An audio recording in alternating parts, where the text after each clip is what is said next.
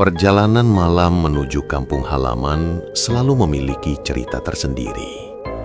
Apalagi jika ditempuh pada malam hari, lewat jalan panjang yang jarang sekali dilewati orang. Perkenalkan, namaku Dani. Malam itu aku berangkat sekitar pukul 9 malam. Jalanan terlihat sepi.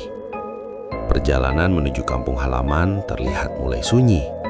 Cahaya lampu rumah-rumah warga mulai kutinggalkan. Lampu motor jadi satu-satunya penerangan pada malam itu.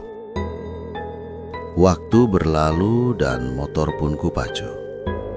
Sekitar pukul 1 dini hari, mata mulai terasa berat, tubuh lelah dan kepala mulai sedikit pusing. Aku rasa aku butuh satu hal yang sederhana.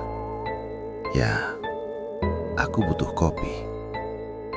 Di tengah perjalanan yang sunyi dan bahkan tidak ada rumah warga, aku melihat sebuah bangunan bercahaya kecil dari kejauhan. Lampunya temaram. Ada spanduk bertuliskan salah satu merek kopi ternama, bangku kayu, dan asap tipis dari belakang bangunan.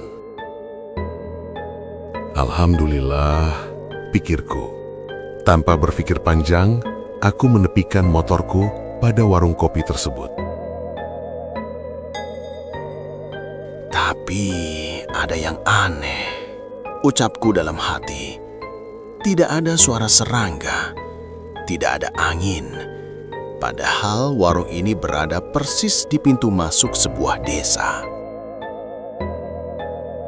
Di dalam warung tersebut, terdapat seorang bapak tua terduduk di balik meja.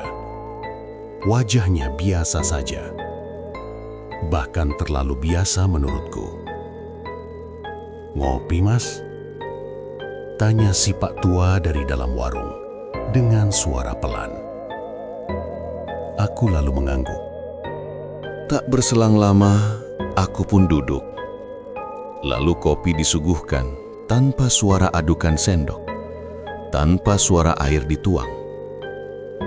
Saat seruputan pertama, aku rasa ada yang aneh dengan kopi tersebut. Rasanya pahit, tapi hangatnya itu yang berbeda. Bukan hangat kopi seperti pada umumnya, melainkan hangatnya seperti hangat diingatan. Tapi entah kenapa, aku jadi teringat rumah, orang tua, dan masa kecil. Kuperhatikan sekelilingku. Beberapa orang terduduk dengan posisi kepala tertunduk. Wajah mereka kosong. Tidak ada yang berbicara, tidak ada yang menoleh. Seolah semua hanya menunggu. Dan aku pun mulai curiga.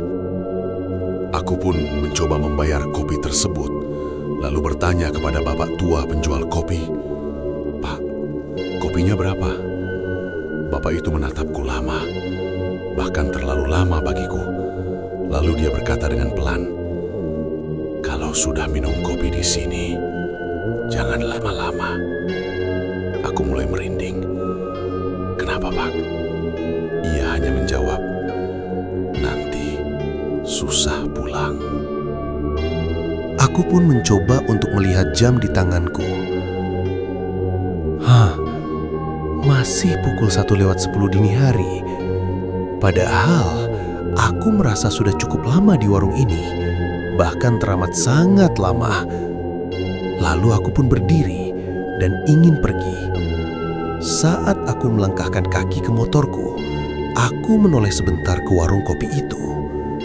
Dan di sanalah dadaku langsung terasa sesak.